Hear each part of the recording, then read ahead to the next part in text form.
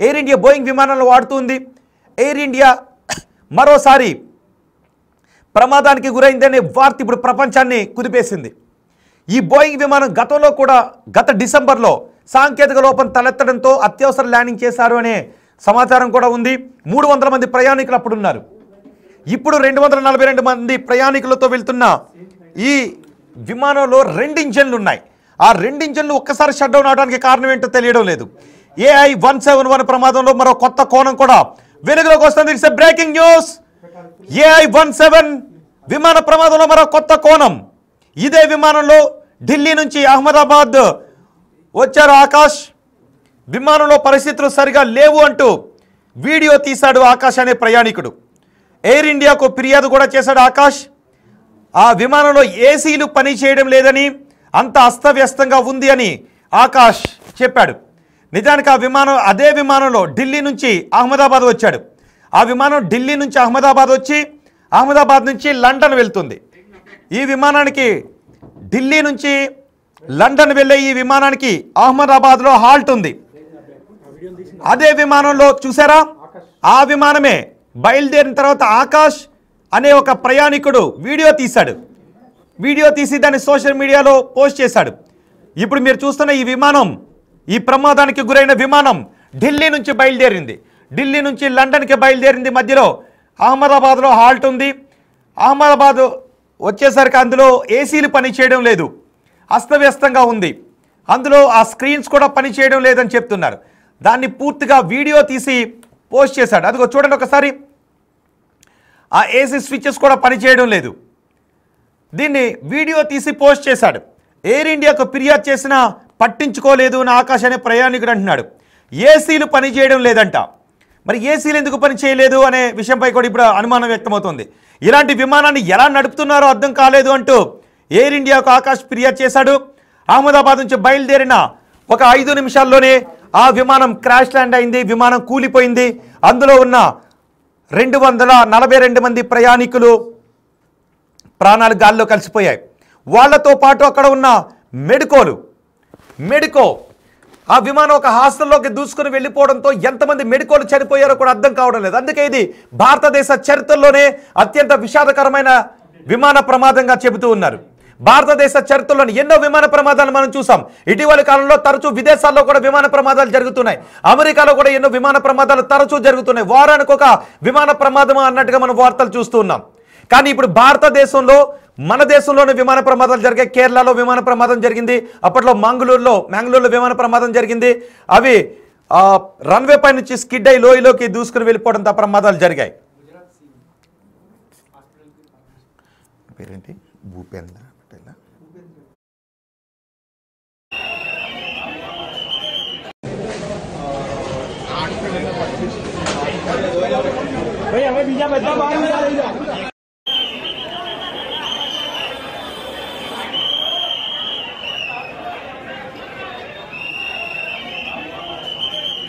విమాన ప్రమాదం జరిగిందనే వార్త తెలిసిన వెంటనే కేంద్ర హోంమంత్రి అమిత్ షా, ప్రధాని మోదీ, గుజరాత్ ముఖ్యమంత్రి భూపేంద్ర పటేల్కి ఫోన్ చేసి మాట్లాడారు. తక్షణం తీసుకోవాల్సిన చర్యలపై దృష్టి కేంద్రీకరించాలని ఆదేశాలు జారీ చేశారు.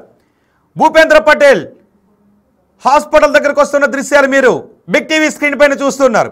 క్షతగాత్రులను ఈ హాస్పిటల్కి తరలించారు. అంతేకాదు విమానాశ్రయానికి కూడా ఆయన వెళ్ళారు. విమాన అధికారులతో మాట్లాడారు. బహుశా ప్రమాదం జరిగిన ప్రదేశానికి కూడా ఆయన వెళ్ళే అవకాశం ఉంటుంది. ఈలోపు ఆసుపత్రికి, క్షతగాత్రులను తరలిస్తున్న ఆసుపత్రి దగ్గరకు కూడా ఆయన వెళ్ళారు. అక్కడ మెడికోలకు చికిత్సలు అందిస్తూ ఉన్నారు.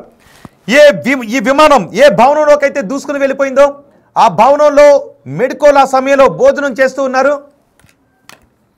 వాళ్ళందరూ ప్రమాద బారిన పడడంతో వాళ్లను వెంటనే ఆసుపత్రికి తరలిస్తున్నారు.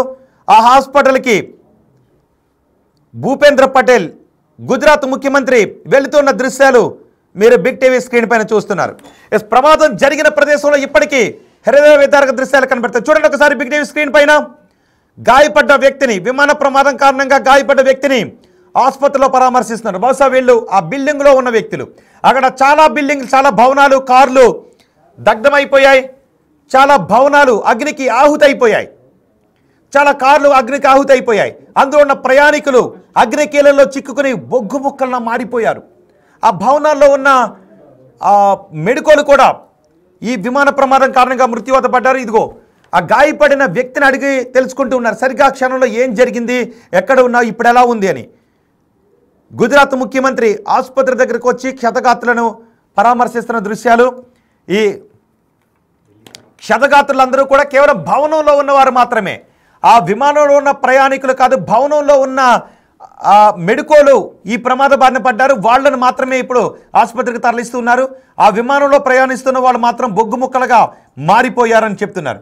మా ఢిల్లీ ప్రతినిధి శివ మనకి అందుబాటులో ఉన్నారు. శివ, ఈ విమాన ప్రమాదం గురించి మీ దగ్గర ఉన్న సమాచారం ఏంటి? ఇది భారతదేశ చరిత్రలోనే అత్యంత విషాదకర విమాన ప్రమాదం. ఆ విమాన ప్రయాణికులతో పాటు ఆ విమానం భవనాల్లోకి దూసుకుని వెళ్లడంతో మెడికోలు కూడా చాలా మంది మృత్యువాత పడ్డట్టుగా తెలుస్తుంది. ఇప్పుడు ఏంటి పరిస్థితి ప్రమాదం జరిగిన చోట? జరిగిన చోట మొత్తం అంతా కూడా ఆర్తనాదాలు వినిపిస్తున్నాయి. అక్కడ నుంచి హాస్పిటల్ కి తరలించారు. మీరు చెప్పినట్లుగా ఏదైతే డాక్టర్స్ సంబంధించిన హాస్పిటల్ ఏదైతుందో దాంట్లో ఉన్న ఆ గాయాలు పాలైన వారిని ఆసుపత్రికి తరలించారు. అక్కడ వారిని కూడా ముఖ్యమంత్రి పరామర్శిస్తూ ఉన్నారు. మరోవైపు ఏదైతే విమానంలో ప్రయాణించిన ప్రయాణికులందరూ కూడా ఆనవాళ్లు లేకుండా మొత్తం అంతా కూడా బొగ్గి మొత్తం మసైపోయిన పరిస్థితి కనిపిస్తుంది. ఎక్కడికక్కడ శరీరం అంతా కాలిపోయిన పరిస్థితి అయితే కనిపిస్తోంది. మొత్తం దానిలో ప్రయాణించిన ప్రయాణికులు కానీ ఇటు సిబ్బంది అంతా కూడా మొత్తం కాలిపోయి ఉంటారని ఒక అనుమానం అయితే వ్యక్తం చేస్తూ ఉన్నారు. కానీ కొంతమందిని సగం కాలిన వారిని, కొంతమంది పరిస్థితి విషమంగా ఉన్న వారిని, పూర్తిగా కాలిపోయిన వారందరినీ కూడా ఇటు ఆసుపత్రికి తరలించారు. కొంతమందిని సీరియస్ అయిన వారిని కూడా అందరు కూడా సీరియస్ గా ఉన్న వారందరూ కూడా ఐసీయూలో ట్రీట్మెంట్ అందిస్తున్న పరిస్థితి కనిపిస్తోంది. అయితే హాస్టల్ కి సంబంధించిన మెడికోస్ ఎవరైతే ఉన్నారో మధ్యాహ్నం సమయంలో ఆ ఫ్లైట్ టేక్ ఆఫ్ అవడం మధ్యాహ్నం సమయంలో వారు అంతా కూడా డైనింగ్ హాల్ లో కూర్చొని భోజనం చేస్తున్న సమయంలోనే ఇదంతా జరిగినట్లుగా కూడా తెలుస్తోంది. ఈ నేపథ్యంలో దానిలో ఉన్న వారు కూడా దాదాపు 20 మందికి పైగా కూడా చనిపోయారు. చాలా మందికి గాయాలైనట్లు కూడా తెలుస్తోంది. మరోవైపు ఈ విమానం గురించి కొన్ని అంటే క్షతగాత్రులందరూ శివ ఆసుపత్రిలో చికిత్స పొందుతున్న క్షతగాత్రులందరూ కేవలం భవనాల్లో ఉన్న వాళ్ళే, విమానంలో ప్రయాణికులు ఎవరు కూడా బతికే అవకాశం దాదాపు లేదు. ఇదే అనుమానం అయితే అందరూ వ్యక్తం చేస్తారు. ప్రమాద తీవ్రతను కానీ అది విమానం రన్వే నుంచి టేక్ ఆఫ్ అయిన తర్వాత అది కూలిపోయిన తర్వాత వచ్చిన మంటలు ఏవైతున్నాయి, భయంకరంగా మంటలు చూస్తున్న దాన్ని బట్టి మొత్తం విమానం అంతా కాలిపోయి ఉంటుంది. ఎవరు కూడా బ్రతికుండరు అనేది కూడా అందరూ కూడా అనుమానాలు వ్యక్తం చేస్తున్నారు. దానికి తగ్గట్లుగానే ఆ విమానం పడిపోయిన ప్రాంతాలు, పరిసర ప్రాంతాలన్నీ చూస్తే కనుక కొంత భాగం బిల్డింగ్ పైన, కొంత రెక్కలన్నీ కూడా నేలపైన పడిపోవడం, భయంకరంగా మంటలు రావడం, తర్వాత పొగ రావడం కిలోమీటర్ల మేర వ్యాపించిన నేపథ్యంలో ఒకవేళ దాంట్లో ఎవరైనా కొంత ప్రాణాలతో బయటపడమని ప్రయత్నించినప్పటికీ కూడా పొగల వల్ల బయటకు రాలేని పరిస్థితి కూడా ఉండే అవకాశం అయితే ఉంటుంది. కానీ ఆ ప్రమాద తీవ్రతను చూస్తే ఎవరు కూడా సురక్షితంగా బయటపడే అవకాశం ఉండదు అనేది కూడా అక్కడ ఉన్న ప్రత్యక్ష సాక్షులు కానీ చాలా మంది కూడా అదే అభిప్రాయాన్ని అయితే వ్యక్తం చేస్తున్నారు. కానీ అందరూ కూడా వారందరూ బ్రతకాలి అనేది అందరూ కోరుకుంటున్నారు. కానీ అక్కడ ప్రమాద తీవ్రతను చూస్తే మాత్రం శివ ప్రమాదానికి కారణాలు ఏంటి అనేది ప్రాథమికంగా ఏమైనా తెలుస్తుందా? బాడీ హిట్టింగా, లేదంటే కుట్రకోణం ఏమైనా ఉందా? ఇంజన్స్ ఎందుకు ఫెయిల్యూర్ అయ్యాయి? ప్రాథమికంగా ఏమైనా తెలుస్తుందా? లేదు, ప్రధానంగా దీంట్లో కొన్ని అనుమానాలు వ్యక్తం చేస్తున్నారు. కొంతమంది కుట్రకోణం దాగి ఉందని మరికొంతమంది చెప్తున్నారు. మరికొంతమంది ఈ విమానానికి సంబంధించి కొంత అనుమానాలు, దాని మెయింటెనెన్స్ సంబంధించి కూడా కొన్ని అనుమానాలు వ్యక్తం చేస్తున్నారు. అయితే ఇదే విమానంలో ఆకాష్ అనే ఒక ప్రయాణికుడు ఢిల్లీ నుంచి అహ్మదాబాద్ వచ్చారు.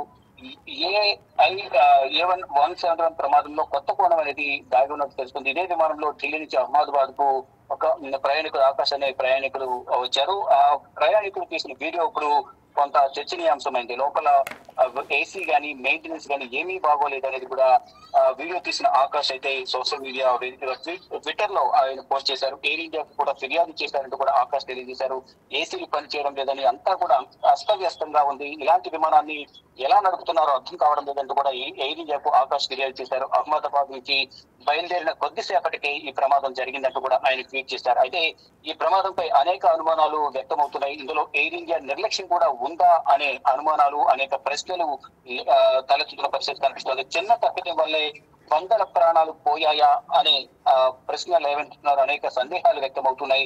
ఈ విమానంలో 6 నెలల క్రితం, అంటే లాస్ట్ ఇయర్ 2024 డిసెంబర్ లో కూడా ఈ దీంట్లో సాంకేతిక సమస్య వల్ల ఎమర్జెన్సీ ల్యాండింగ్ అనేది జరిగింది. 2024 డిసెంబర్ లో ఎమర్జెన్సీ ల్యాండింగ్ చేశారు. ఆ సమయంలో విమానంలో 300 మంది ప్రయాణికులు ఉన్నారు. అప్పుడు కూడా త్రుటిలో ఈ ప్రమాదం అనేది తప్పింది. ఆ తర్వాత విమానంలో సమస్యను సరిచేసినట్లు ఎయిర్ ఇండియా ప్రకటించింది. ఇప్పుడు అహ్మదాబాద్ లో శివ ఇప్పుడు సరిగ్గా ప్రమాదం జరిగిన చోట రెస్క్యూ ఆపరేషన్స్ నిజానికి అక్కడ చూస్తూ ఉంటే బొగ్గు ముక్కలుగా మారిపోయిన మానవ దేహాలు కనబడుతున్నాయి.